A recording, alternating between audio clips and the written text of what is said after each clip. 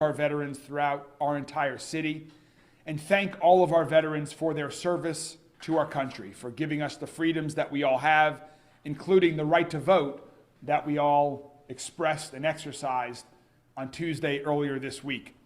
I just came from MSD, where I attended a Veterans Day celebration to recognize veterans that work for MSD and across this city.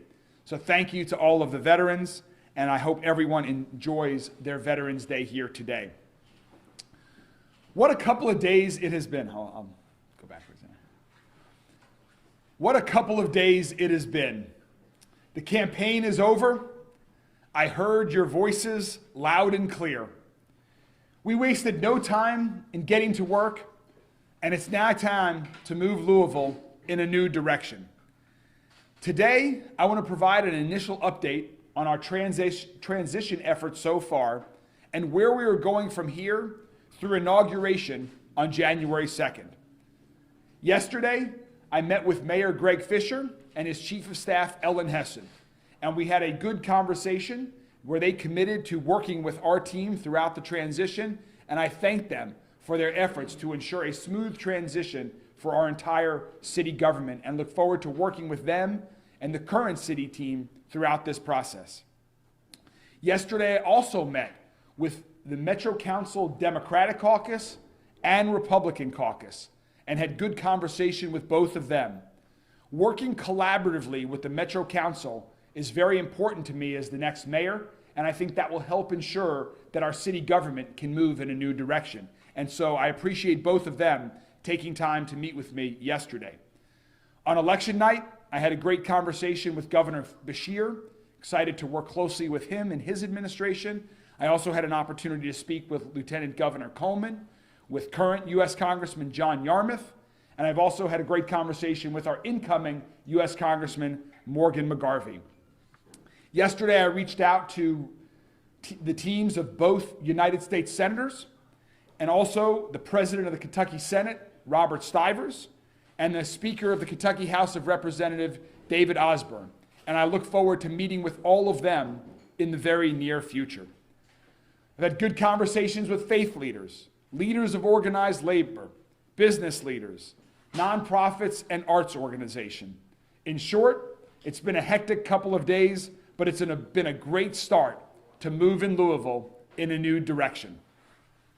The purpose of our transition period and transition team is to ensure that our administration is ready to move forward on day one and take action on our first day in office. Our priorities include going all in on public safety and really ensuring that we are doing everything possible to make sure that Louisville is a safer city. To build to work on new, improved, and affordable public housing, and start the process to make universal pre-K a reality for children across our entire city. These are just a few of our priorities. Today, I'm here to announce that we're launching NewDirectionLouisville.com. This will be our transition team's webpage that begins our transition process with open input from anyone and everyone across our city. The two main purposes of NewDirectionLouisville.com are to allow people to apply for a job in our new administration or to share ideas with us. So, if you are interested in working with our new administration, please contact us through NewDirectionLouisville.com.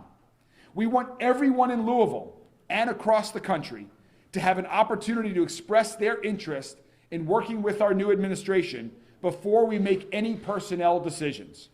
Whether you work in the private sector, with a nonprofit organization, for the city right now, or another government organization, or even if you are not currently working, if you're interested in joining our team, if you share my sense of urgency in moving Louisville in a new direction, please express your interest by going to NewDirectionLouisville.com and submitting a cover letter and your resume to our team. If you have ideas on things the city of Louisville should be doing, please send them our way through our website. We will be adding much more information to the website in the coming days and weeks. Moving forward, We will soon announce our transition team member and leadership. We will announce our inauguration committee, and we will begin to make personnel decisions and announcements in the coming days and weeks ahead. And finally, I appreciate the overwhelming support that Rachel and I have received from all across the city. It has been overwhelming and humbling, and it gives us great excitement and encouragement that people across this city, regardless of their political affiliation, regardless of where they live, truly want to work together to unify our city and move Louisville in a new direction. I'm excited to work with so many people, both that I know as well as new people that express their interest in wanting to be a part of our team by reaching out to us through our website. So this is just the beginning. We're going to continue to work hard 7 days a week, every waking hour, and I'm excited to begin to put our transition team together and ultimately our administration. Thank you all very much, and I'm happy to take any questions that you have. First of all, you talk about every hour. How much sleep have you gotten? Just right off the bat. Not much. I think Rachel and I might have fallen asleep sometime after 2 on inauguration night, and I was up at 5. Last night I did get a few more hours of sleep, but that's okay. That's okay. It's been great. You spoke of public safety as a top priority. Do you plan on retaining or replacing the current chief of police? As I mentioned earlier, Paul, no personnel decisions have yet been made.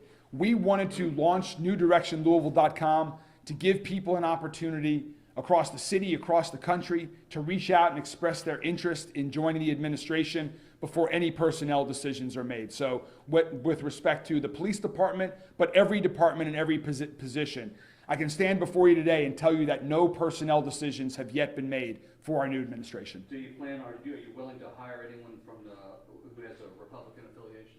Absolutely.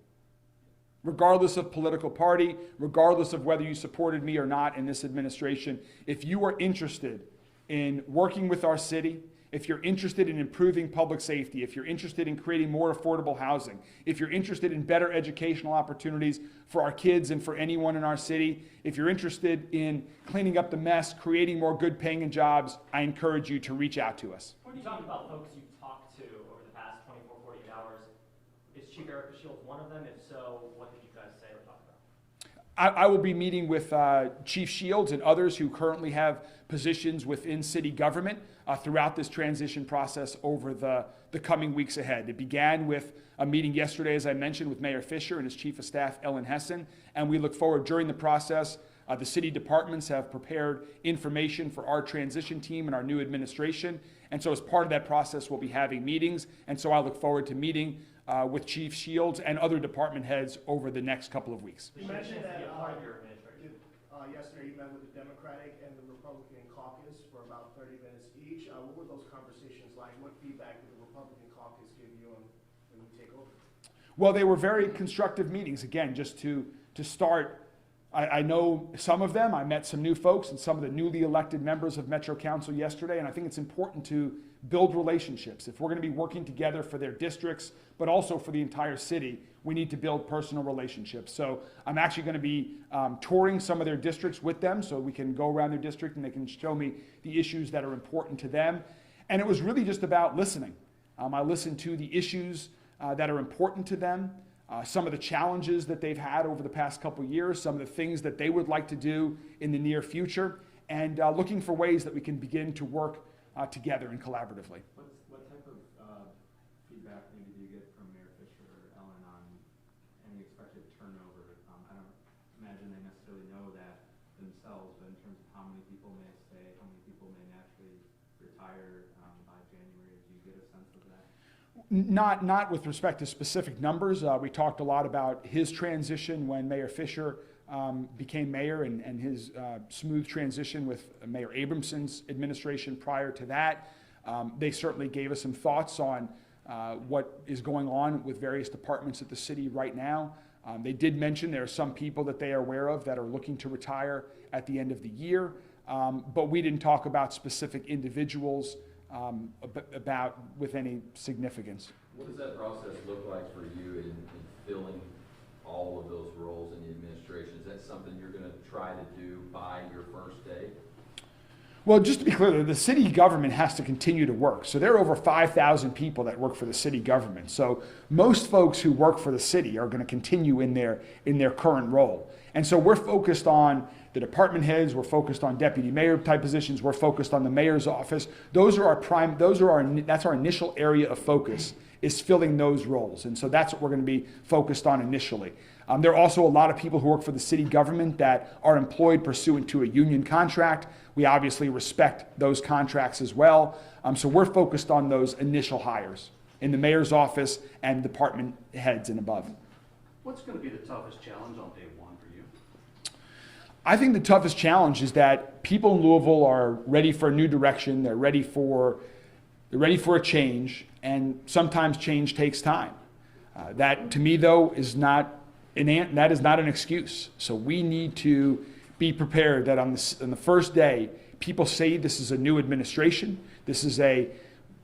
My administration will share my sense of urgency. We will be taking action beginning on day one, whether it's with respect to public safety, with respect to housing, and all of the other issues that we've talked about during the campaign.